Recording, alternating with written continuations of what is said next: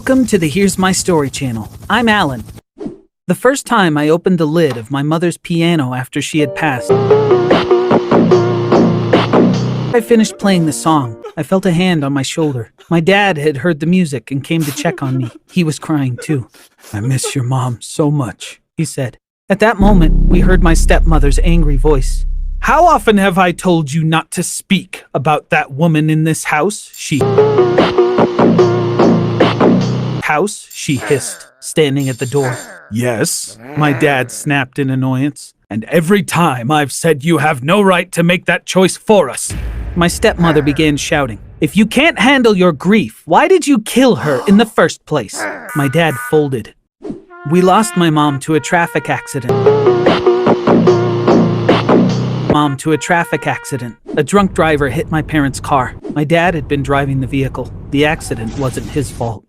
My dad was stunned to hear my stepmother blame him for it. He gasped, clutching his chest. What do you mean? For years I've blamed myself and said it should have been me. How could you be so cruel?"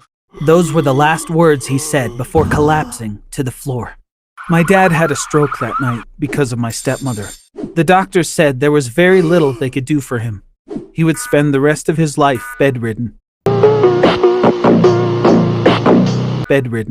He was conscious, but he couldn't move. All he could do was babble. He tried to speak. After a while, he became mute. Since nothing more could be done, they discharged him from the hospital. My stepmother was furious when she received the news. "I'm too old to be a live-in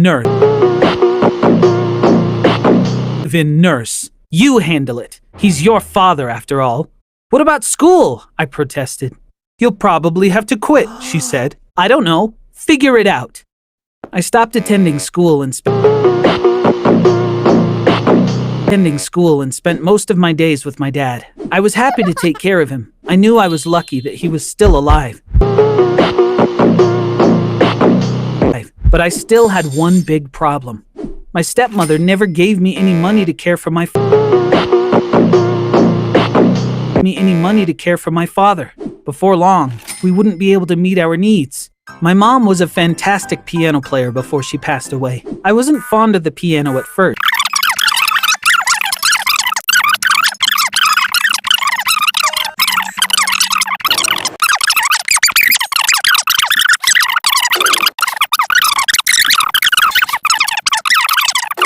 Hopeless. The room was eerily quiet. I realized my dad wasn't breathing. I placed 2 fingers on his neck to check for a pulse. There was no heartbeat. Dad, please don't leave me," I sobbed, hugging him. I lost my night. From now on, I'd be all alone. I cried nonstop at the funeral. My stepmother never shed a single tear. The air around her seemed to say, "I just want to get this over with and go home."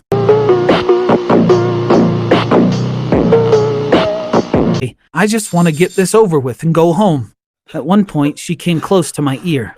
"I'm giving you a week's notice. Find yourself another place to stay. Since your dad is gone, we have no reason to live together," she whispered. I fully expected this from her, but couldn't she have waited for us to get home after the funeral?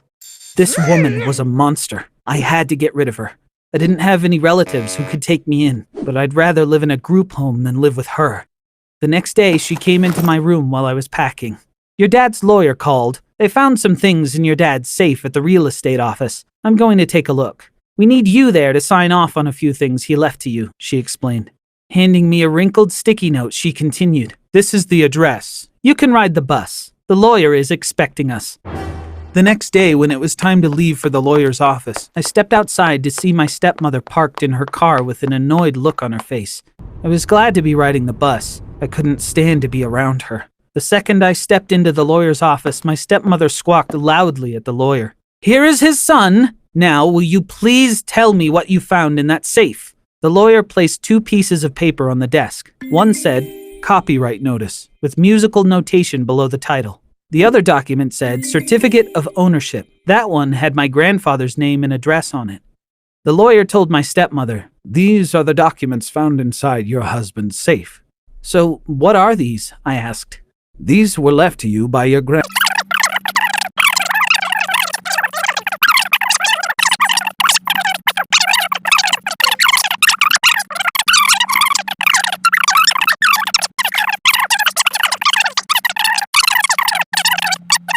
Now, I'm sure you're curious about why I left in such a good mood. I'll give you a hint. My birthday had come early. The present my dad left me paid for a new car, a mansion, and everything I could have ever wanted. Meanwhile, my stepmom's new house landed her in the evening news. The headline read, "Woman complains to police about ghosts in her house." Yep, that's her on the front page. One night she stumbled to the police station in her PJs. She'd been ranting all night at the police station saying, "Ghosts kicked me out of my house! Arrest them!" Of course, the officers didn't take her seriously. They thought she was insane. According to the news story, my stepmom decided to live on the street because the ghost wouldn't leave. I vaguely remember my dad mentioning a weird house my grandfather had bought. Despite its size, he'd bought the house for cheap. As I expected, my stepmom found out why. It was so cheap because it was known to be haunted. My grandfather was a superstitious man. He got spooked and refused to live in the house or sell it to anyone else. He couldn't bring himself to get rid of it, fearing for the safety of potential buyers. I knew about the deed in my dad's safe. I knew the house was worthless, but I was surprised and delighted to see my stepmother so disturbed. The rundown spooky lodge had been her punishment for me, but the ghosts had decided it wasn't enough. But what about the present you got, you might be asking? Remember the piece of paper with the musical notes on it? With the musical notes on it? I knew exactly what song I was getting when I read them. I can play it for you.